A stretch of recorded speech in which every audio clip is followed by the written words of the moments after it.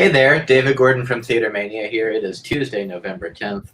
I am here with the great Hubert Du-Jour, one of the stars of The Good Lord Bird on Showtime. It is a terrific historical drama. The limited series ends this weekend, but I'm sure it's available on streaming for everybody to watch it, and I highly encourage it. Thank you for talking to me about it today. Thanks so much for having me. So for the people that are watching this but haven't watched the show yet, can you give us a little overview of the piece and who you play?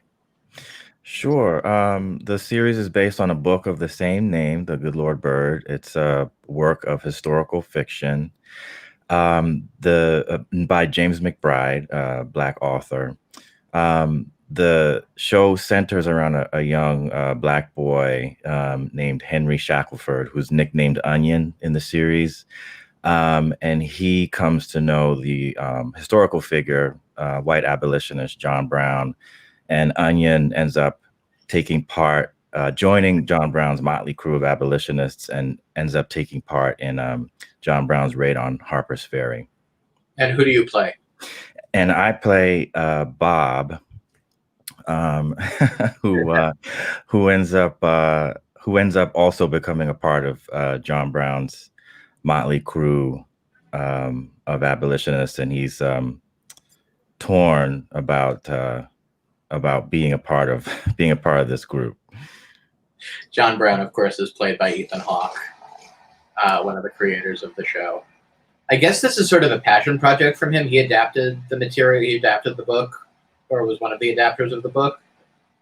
Yeah, he was one of the adapters, and he someone brought the book to his attention some years ago, and he brought it to Blumhouse, and Blumhouse brought it to Showtime, and they got a bunch of other amazing producers involved. It is a passion project for him, and he wears many hats for this show. He's one of the producers, he's one of the co-writers. Obviously, he stars in it. He's fantastic. How did you get involved? Was this like a traditional audition, or did they know you and they came to you for it? Traditional audition. It was just one of those things. I guess it was just timing, and I just got lucky. But I did respond to the material. I loved it. I was confused by it. I was challenged by it. All those great things that I love when I encounter certain auditions, and I just loved sinking my teeth into the material and the language in particular. So you've done a fair amount of screen stuff, but this is, I gather just from looking at your credits and reading other interviews you've done, that this is one of the longest thing you've done for the screen. Is that fair to say? Very fair to say. Very accurate. What was that experience like for you? Oh man, I was thirsting for a project like this, that I could work on a character more than on camera, more than one episode or two episodes, which is the most I'd done, and that was great fun, doing some wonderful guest star work. But to play one of the main characters in a show was just a goal, and I just loved it. I love being on a first name basis with the crew and everybody, and you just form this family that's not possible when you're only on set for a few days. I just absolutely loved every aspect of it. What was it like to film? And you guys got in right under the wire. You finished filming a year ago, before the pandemic shut everything down. Tell me about that process. The filming process, I mean, we shot in Virginia. We started in August 2019. It was really, really hot. I was going to say, it must have been brutal on some of those costumes.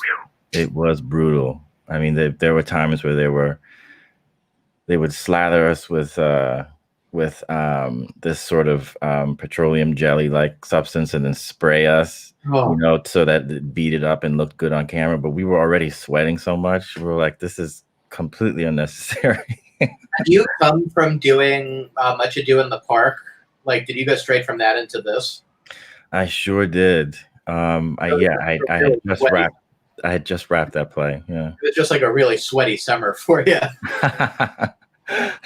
It's true. It's true, man. You know, I mean, and like just coming from doing Much Ado and working on Shakespeare's words, that heightened language, it was a nice transition into James McBride's language, because I consider so much of his language very heightened.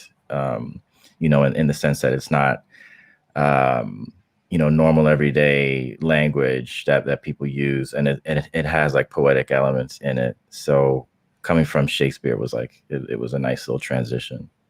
Did it help? I mean, you're a theater guy. Did it help that the cast, that there are so many like theater people in this show, in the cast of this show? Yeah, for sure. I mean, Ethan alone, we would talk and talk and talk about theater, and he's just, you know, a theater guy at heart too, and so many great actors who I knew from the theater world got involved, so that felt great, and you know, it was just a really cool thing to see. What was it like to? I mean, you've done TV stuff. You've done a lot of TV stuff, but what was it like to watch yourself in this particularly? Knowing that you're like one of the stars.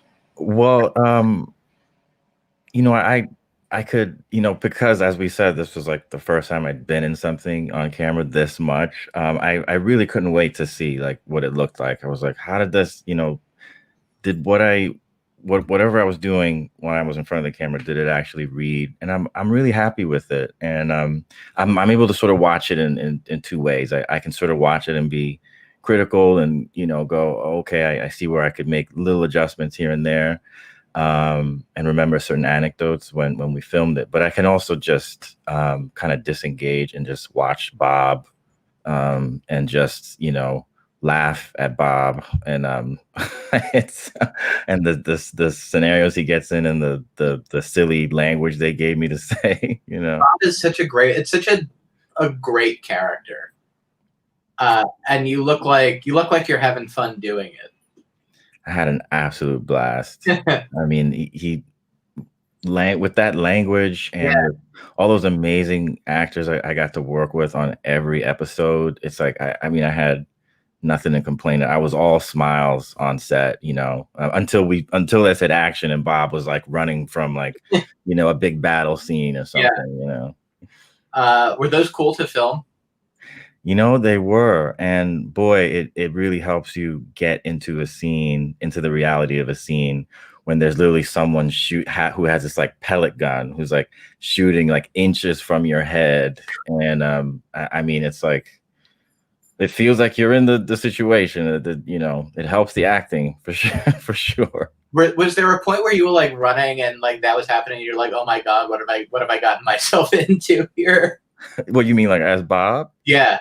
Oh my God, Bob. There's not a moment he's not really thinking that. Like, he's throughout the whole series, he's like, what? How in the heck did I get myself in the, you know, like last weekend, you know, we were in Harper's Ferry, the episode that just filmed, and Bob's inside the armory, like, what? How did I get in the with this John Brown and Onion? Is just, you know, he just can't believe it.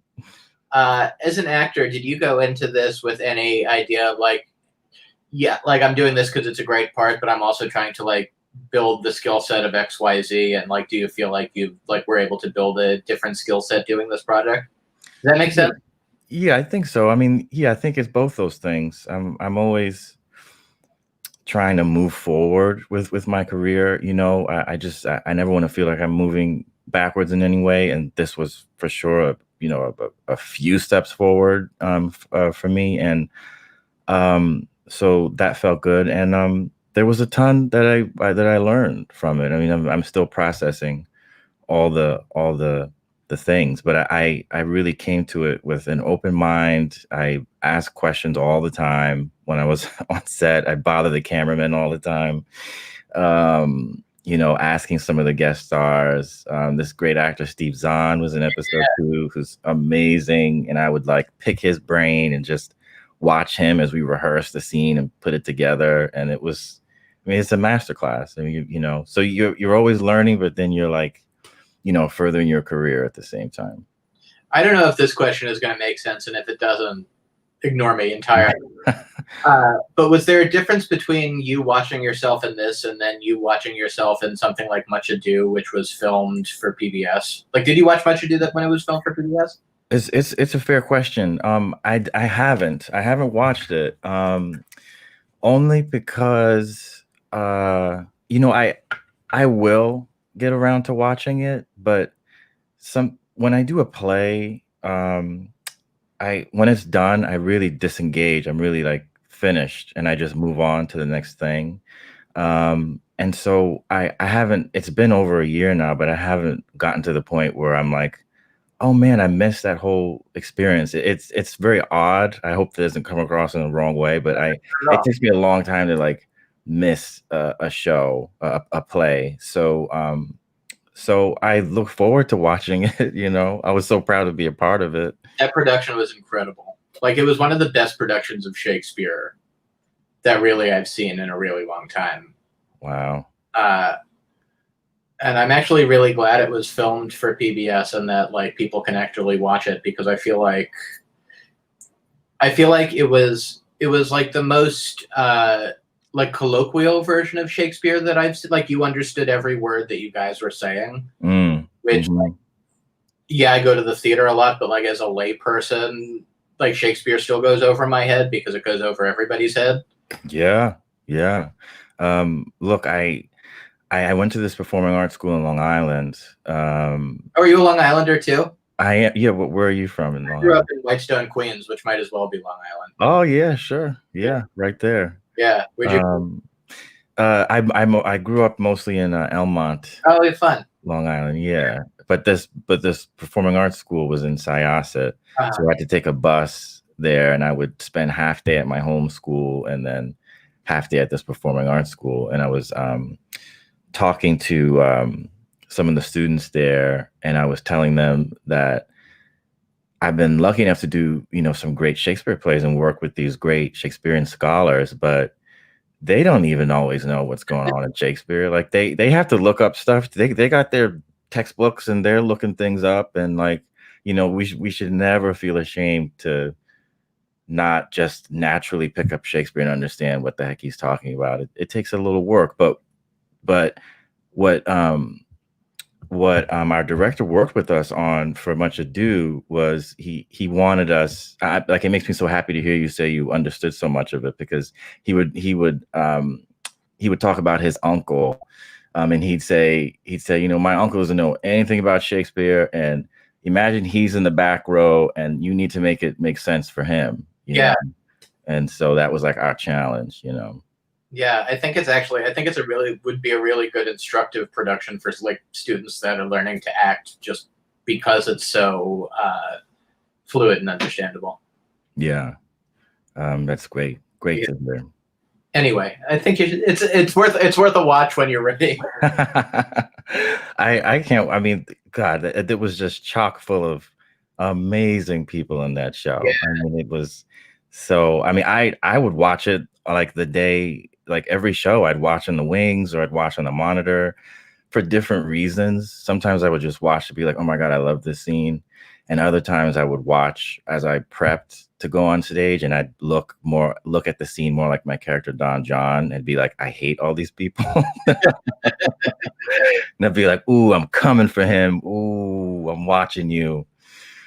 It was fun. I appreciate your time, sir. Yeah, gosh, thank you so much for having me. Of course, people watching at home, The Good Lord Bird ends its run on Showtime this weekend. It's obviously available for streaming. I highly encourage everybody to watch it. And thank you for coming and talking to me. Yeah, again, thanks so much. And my pleasure. Yeah, my pleasure. Be well. See everybody later.